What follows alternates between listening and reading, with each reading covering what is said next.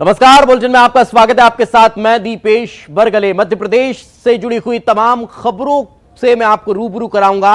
मेरे साथ मौजूद रहेंगे मेरे सहयोगी ललित आपको तमाम बड़ी खबरें और मध्य प्रदेश और छत्तीसगढ़ के अलावा देश से जुड़ी हुई खबरों का अपडेट भी देंगे। लेकिन सबसे पहले शुरुआत ललित से ही करते हैं। ललित, क्या बड़ी अपडेट? इस वक्त जो बड़ा अपडेट मिल रहा है दीपेश, वो लाखों छात्रों से जुड़ा हुआ है। केंद्रीय गृह मंत्री अमित शाह का बड़ा बयान, 10वीं और 12वीं की बोर्ड परीक्षा ये लॉकडाउन के दायरे से इन्हें छूट दी गई है, यानी लॉकडाउन के दायरे से बाहर रहेंगी, लेकिन नियमों का ख्याल रखना होगा।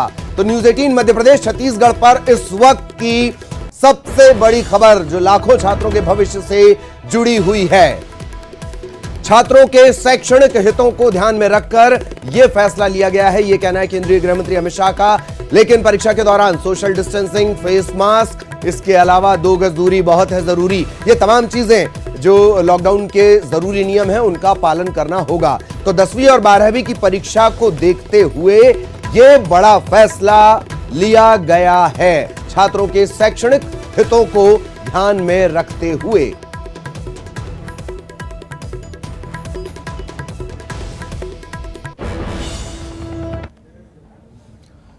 तो ये बड़ा अपडेट जो इस वक्त हमने आपको बताया, और इसके अलावा मध्य प्रदेश से जुड़ी क्या वो तमाम खबरें हैं, इसके लिए वापस एक बार रुख करेंगे दीपेश का। ओवर टू यू बिल्कुल ललित, वाकई में छात्रों के लिहाज से यह बेहद महत्वपूर्ण खबर है और काफी चिंता छात्रों को हो रही थी। लेकिन अब उससे इतर एक और उस खबर का जिक्र करते हैं जो किसी के लिए तो राहत भरी है लेकिन किसी के लिए आफत वाली भी है। हम बात कर रहे हैं शराब दुकानों की। मध्य प्रदेश में शराब दुकानों को खोलने के फैसले पर अभी भी संशय कहीं ना कहीं बरकरार है। लिकर एसोसिएशन ने मध्य प्रदेश में शराब दुकानें न खोलने का फैसला लिया है। हालांकि यह टकराव सरकार और एसोसिएशन के बीच का है जो अभी भी लगातार जारी नजर आ रहा है। व्यापारियों का कहना है कि कोरोना काल में आम लोगों और अपने कर्मचारियों की सुरक्षा को देखते हुए यह फैसला लिया गया। आपको यह भी बता दें कि सरकार ने शराब दुकानें खोलने का आदेश जारी किया है, फिर भी एसोसिएशन शराब दुकानें नहीं खोलना चाहता है।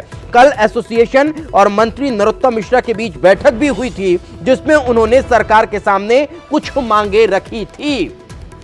एक तरफ एसोसिएशन ये जरूर कह रहा है कि वो ये फैसला लोगों की और कर्मचारियों की सुरक्षा के लिए ले रहा है, लेकिन कहीं ऐसा तो नहीं कि अपनी मांगों को मनवाने के लिए भी ये मौन विरोध के स्वरूप में नजर आ रहा हो। अब ये आने वाला वक्त बताएगा कि इस पर आकर क्या निर्णय होता है। लेकिन वर्तमान परिस्थितियों में यह स्पष्ट है, लिकर एसोसिएशन ने कह दिया है कि वो अपनी दुकानें मध्य प्रदेश में अभी नहीं खोलना चाहते।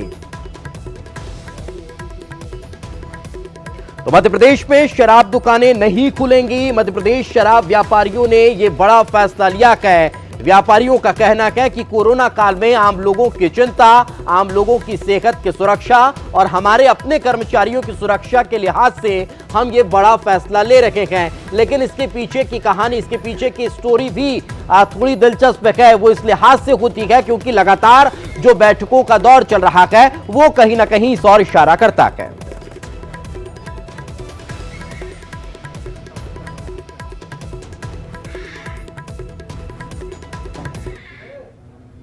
चलिए आगे बढ़ते हैं और अगली खबर का जिक्र करते हैं। जब जब सत्ता परिवर्तन होता है और सत्ता परिवर्तन के बाद अगले जनप्रतिनिधियों के लिए आवास और तमाम सुविधाओं की व्यवस्थाओं को लेकर चर्चा शुरू हो जाती है। कुछ यही मध्य प्रदेश में बीजेपी की सरकार आने के बाद शुरू ऐसा हुआ, नोटिस दिए गए बंगला खाली करने के। जब नहीं हुआ तो अब सील होने की कार्रवाई देखने को मिलने लगी है। इस पर विरोध शुरू हो चुका है, राजनीति शुरू हो चुकी है, वो इतर है। लेकिन पहले इस खबर को जरा समझ लीजिए। चारिमली स्थित बंगला सील किया गया है। यह बंगला पूर्व वित्त मंत्री तरुण भनोट का है और इस बंगले पर नोटिस चस्पा कर दिया गया है। बेदखली नोटिस में बंगला खाली करने की अवधि 7 दिन तय की गई थी।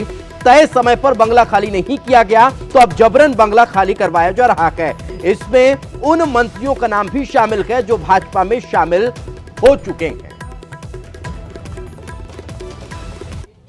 सरकार में वित्त मंत्री रहे तरुण भनोट के बंगले पर ताला लगा दिया गया है। संपदा के अधिकारियों ने आकर इस बंगले को सील कर दिया है। आप देख रहे हैं ये जो सील और नोटिस यहाँ लगा है, इसमें साफ तौर पर लिख दिया गया है कि इसको सरकारी जो है धाराओं के तहत इसे सील कर दिया है, क्योंकि काफी नोटिस देने के बाद भी इस बंगले को खाली नहीं किया गया है।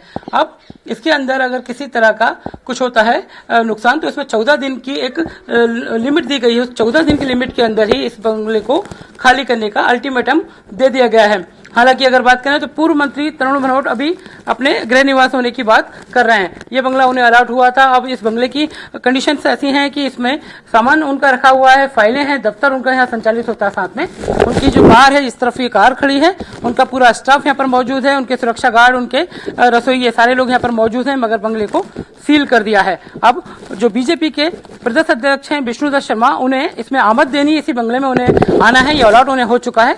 देखते हैं कब तक ये बंगला, अब 14 दिन तक अधिकारियों के पास रहेगा, उसके बाद इसका सामान यहाँ से शिफ्ट कर दिया जाएगा। कैमरा पर्सन संजय नामदेव के साथ जितेंद्र शर्मा, न्यूज 18 भोपाल। तो जब अपने साथियों के बंगलों को जबरिया खाली करवाने की कार्रवाई तेज होती दिखाई दी, तो पूर्व संसदीय मंत्री डॉक्टर गोविंद सिंह ने इसको लेकर कड़ी आपत्ति जताई और उन्होंने मुख्यमंत्री शिवराज सिंह चौहान को पत्र लिखकर यह कहा है कि जब तक हमें अपने पद के हिसाब से दूसरा रहने का स्थान नहीं मिल जाता, तब तक हम बंगला खाली नहीं कर सकते। लेकिन इसके बाद भी जनप्रतिनिधियों का अपमान किया जाएगा, उनसे जबरिया बंगला खाली करवाया जाएगा, तो हम तो जनप्रतिनिधि हैं, जनता के लिए सड़कों पर भी रहने को तैयार है।